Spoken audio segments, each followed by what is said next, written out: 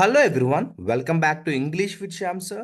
మన English with Shyam sir ఛానల్లో Shyam sirs vocabulary start చేద్దాం. మీరు మీ వొకాబులరీ నోట్బుక్తో రెడీగా ఉండండి. June 15th Hindu news paper editorial కాలంలో ఫస్ట్ ఆర్టికల్ చూద్దాం. ఇది యాక్చువల్గా ఏంటంటే అగ్రికల్చర్కి సంబంధించిన ఆర్టికల్. ఈ మధ్య కాలంలో ఫుడ్ ప్రైజెస్ చాలా పెరుగుతున్నాయి, కాబట్టి ప్రతి వెజిటబుల్ కూడా ప్రైజెస్ అనేవి పెరిగాయి. దానికి సంబంధించిన ఆర్టికల్ ఇది. మనం తర్వాత ఒక సపరేట్ వీడియోలో దీని ఎడిటోరియల్ అనాలిసిస్ తర్వాత చూద్దాం. ప్రస్తుతం వొకాబులరీ మాత్రం నేర్చుకుందాము. ఇందులో కొన్ని వర్డ్స్ ఆల్రెడీ హైలైట్ చేసి ఉంచాను. అవేంటి గబగబా డిస్కస్ చేద్దాం. కేర్ఫుల్గా ఫాలో అవ్వండి, రన్నింగ్ నోట్స్ రాసుకోండి. First word marginal. సింపుల్గా చెప్తాను వినండి. మార్జినల్ అంటే చాలా లైట్గా అంటాను చూసారా, అలా అనమాట. మార్జినల్ అంటే వెరీ లైట్.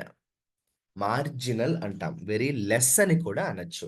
సో మార్జినల్ అంటే రాసుకోండి వెరీ లెస్, లేదా వెరీ లైట్ అని కూడా రాసుకోవచ్చు. స్మాల్ అని రాసినా తప్పు లేదు.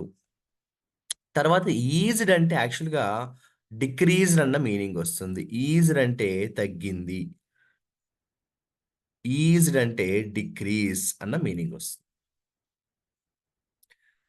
ఇక ఇదే ఆర్టికల్‌లో మనం నెక్స్ట్ వొకాబులరీ చూద్దామా? యెస్. ఒక ఇడియం వచ్చింది. ఫీలింగ్ ద హీట్ అనేది ఏంటంటే ఒక ఇడియం. ఫీలింగ్ ద హీట్ అంటే రాసుకోండి face a difficult situation. Face a difficult situation. ఇది అందరికీ తెలుసు, అయినా కూడా చెప్తున్నాను. పేస్. పేస్ అంటే స్పీడ్. ఒక ప్రాసెస్ జరిగే స్పీడ్‌ని పేస్ అంటాం కదా, అలా అనమాట. పేస్ అంటే స్పీడ్. చాలా ఇంపార్టెంట్ వొకాబులరీ ఒకటి చెప్తాను, జాగ్రత్తగా రాసుకోండి. ఇక్కడ చూడండి, హోవర్ అనే వొకాబులరీ యూజ్ చేశారు. హోవర్ అంటే ఒకే పొజిషన్‌లో ఉండిపోవడం. అంటే వితౌట్ ఎనీ చేంజ్ అని రాయండి. హోవర్ అంటే remain in the same position without any change. ఎటువంటి చేంజ్ లేకుండా ఒకే పొజిషన్‌లో ఉండిపోవడాన్ని ఏమంటాం మనం? హోవర్ అంటాం. ఇది చాలా చాలా ఇంపార్టెంట్ వొకాబులరీ హోవర్ అనేది. ఇక తర్వాత అందరికీ తెలుసు యాక్సిలరేట్. స్పీడ్ ఇంక్రీజ్ అవ్వడం. సో యాక్సిలరేట్ అంటే ఇంక్రీజ్ అని రాయండి. యాక్సిలరేట్ అంటే ఇంక్రీజ్. ఓకే. ఇంక్రీజ్. ఇంకా తర్వాత ఇక్కడ లాగింగ్ అన్న ఒక వర్డ్ వాడారు. దీనికి డిఫరెంట్ కాంటెక్స్ట్స్‌లో డిఫరెంట్ మీనింగ్స్ ఉంటాయి. ఒక మీనింగ్ చెప్తాను. లాగింగ్ అంటే కట్టింగ్ ట్రీస్ అని రాయండి. లాగింగ్ అంటే కట్టింగ్ ట్రీస్ అని రాయండి. సీక్వెన్షియల్ అంటే తెలుసు కదా, ఇన్ ఏ ఆర్డర్. సీక్వెన్షియల్ అంటే ఇన్ ఎన్ ఆర్డర్. ఒక ఆర్డర్‌లో ఏదైనా ఒక పని జరిగితే దాన్ని మనం చెప్పేటప్పుడు సీక్వెన్షియల్ అంటాం. అంటే ఇన్ ఎన్ ఆర్డర్. ఇక ఇక్కడ బ్రూజింగ్ అనే వొకాబులరీ యూజ్ చేశారు. బ్రూజింగ్ అంటే ఇంజ్యూరీ. ఏదైనా ఒక దెబ్బ తగిలితే దాన్ని మనం బ్రూజింగ్ అంటాము. ఇంజ్యూరీ. ఓకేనా? ఇంజ్యూరీ. ఎస్కలేట్ అంటే కూడా ఇంక్రీజ్. ఇందాక యాక్సిలరేట్ వచ్చింది కదా, అలాగే ఎస్కలేట్ అంటే కూడా ఇంక్రీజ్. స్టీప్ అంటే 2 రకాల మీనింగ్స్ వస్తాయి. ఆఫ్‌కోర్స్ సినోనిమ్స్ అనే చెప్పొచ్చు. షార్ప్ అనొచ్చు. స్టీప్ అంటే వెరీ షార్ప్. సడెన్ అని కూడా అంటాం. సో, షార్ప్, సడెన్ అని రాయండి. ఇది ఎన్నో సార్లు నేను చెప్పాను మన వొకాబులరీ క్లాసెస్‌లో కూడా. డిస్కన్సర్టింగ్ అంటే వెరీ సాడ్, వెరీ అన్‌హ్యాపీ అంటాం మనం. డిస్కన్సర్టింగ్ అంటే ఏంటి? వెరీ సాడ్ లేదా వెరీ అన్‌హ్యాపీ. మేనిఫెస్ట్ చేయడం అంటే ఒక విషయాన్ని క్లియర్‌గా ఎక్స్‌ప్లెయిన్ చేయడం అన్నమాట. సో, షో క్లియర్‌లీ అని రాయండి. మేనిఫెస్ట్ చేయడం అంటే ఏదైనా ఒక విషయాన్ని క్లియర్‌గా చెప్పడం, చూపించడం. సో, షో క్లియర్‌లీ అని రాయండి. మేనిఫెస్ట్ అంటే ఏంటమ్మా? షో క్లియర్‌లీ అని రాయండి. ఇది చాలా ఇంట్రెస్టింగ్‌గా ఉంటుంది. లెటప్ అంటే మనం జనరల్‌గా ఏమనుకుంటామంటే ఇంక్రీజ్ అనుకుంటాం కదా, కానీ కాదు, డిక్రీజ్.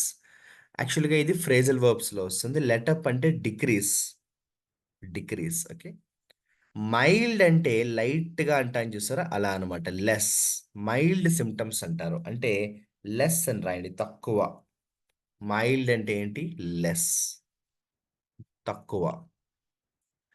సో, ఇక నాట్ విత్‌స్టాండింగ్ చాలా ఇంపార్టెంట్ ఇది. కంజంక్షన్స్‌లో కూడా వస్తుంది. నాట్ విత్‌స్టాండింగ్ అంటే ఇన్ స్పైట్ ఆఫ్, అయినా కూడా అంటాం చూసారా? నాట్ విత్‌స్టాండింగ్ అంటే అయినా కూడా, ఇన్ స్పైట్ ఆఫ్.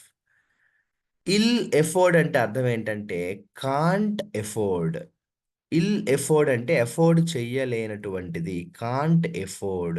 దీన్ని ఇంకోలా కూడా చెప్పొచ్చు. కాంట్ టాలరేట్ అని కూడా అంటాం. Can't tolerate. నేను భరించలేను అంటాం చూసారా? I can't I can ill afford any more problems అంటాం మనం. అలా అన్నమాట. ఐ కాంట్ టాలరేట్ అంటాం. ఐ కాంట్ టాలరేట్ అంటాం మనం. ఓకేనా?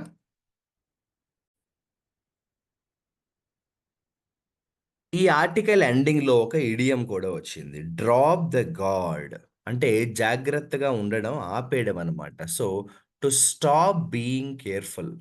To stop being careful. జాగ్రత్తగా ఉండడం ఆపేయడాన్ని ఏమంటామంటే drop the gourd. For example మనకి ఒక సక్సెస్ వచ్చిందని జాగ్రత్తగా ఉండడం ఆపేస్తామా? ఆపం. అప్పుడేమంటాము? You cannot drop the guard after you become successful. You need to be more and more careful అంటాం. ఓకేనా? డ్రాప్ ద గార్డ్ అంటే స్టాప్ బీయింగ్ కేర్‌ఫుల్. చాలా ఇడియమ్స్ వచ్చాయి ఈ ఆర్టికల్‌లో. ఫ్రేజల్ వర్బ్స్ వచ్చాయి. అండ్ జనరల్ వొకాబులరీ కూడా వచ్చాయి. సరే. నేను నా టాస్క్ కంప్లీట్ చేశాను. మీరు మీ టాస్క్ కంప్లీట్ చేయాలి. ఏంటో తెలుసు కదా! నేను ఈరోజు చెప్పిన వొకాబులరీలో 3 వర్డ్స్ వర్డ్స్ ఆఫ్ ద డేగా అనౌన్స్ చేస్తాను. వాటిలో మీరు ప్రతి వర్డ్‌తో ఒక్కొక్క ఎగ్జాంపుల్‌ని క్రియేట్ చేయండి. కామెంట్ సెక్షన్‌లో మీ ఎగ్జాంపుల్‌ని మెసేజ్ చేయండి. ఓకేనా? ఇందులో నేను ఇందాక చెప్పిన ఇడియమ్ తోటే మనం స్టార్ట్ చేయబోతున్నాము. ఫస్ట్ వొకాబులరీ ఏంటంటే drop the gourd. Drop the gourd అంటే ఏంటి? To stop being careful. కేర్‌ఫుల్‌గా ఉండడం ఆపేయడం. ఓకేనా? దీంతో ఒక ఎగ్జాంపుల్‌ని మీరు తయారు చేయండి. ఆ ఎగ్జాంపుల్‌ని కామెంట్ సెక్షన్‌లో కామెంట్ చేయండి.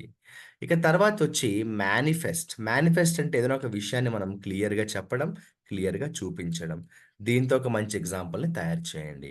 అలాగే డిస్కన్సర్టింగ్ అంటే చాలా బాధగా, కష్టంగా ఫీల్ అవ్వడం. దీంతో కూడా ఒక ఎగ్జాంపుల్‌ని తయారు చేయండి. ఈ 3 ఎగ్జాంపుల్స్‌ని కామెంట్ సెక్షన్‌లో మెసేజ్ చేయండి. తెలుసు కదా! నేను ఎవరైతే రెగ్యులర్‌గా ఎగ్జాంపుల్స్‌ని తయారు చేస్తూ కామెంట్ చేస్తున్నారో వాళ్ళకొక సర్ప్రైజ్ గిఫ్ట్ అనేది నేను సడెన్‌గా అనౌన్స్ చేస్తాను. సో, ఈ 3 వొకాబులరీతో ఎగ్జాంపుల్స్ తయారు చేసి ఇమ్మీడియేట్‌గా కామెంట్ సెక్షన్‌లో మెసేజ్ చేయండి. మర్చిపోకండి శ్యామ్ సార్స్ వొకాబులరీ ప్రోగ్రామ్‌లో మనం చేస్తున్నది డైరెక్ట్ హిందూ న్యూస్ పేపర్‌లోకి వెళ్లి అందులో ఉన్న వొకాబులరీని డిస్కస్ చేస్తున్నాం. ఈ ప్రాసెస్‌లో మీరు చేయవలసింది రన్నింగ్ నోట్స్ రాసుకోవడం మాత్రం కంపల్సరీగా ఫాలో అవ్వండి. నెక్స్ట్ క్లాస్‌లో కలుస్తాను. All the best.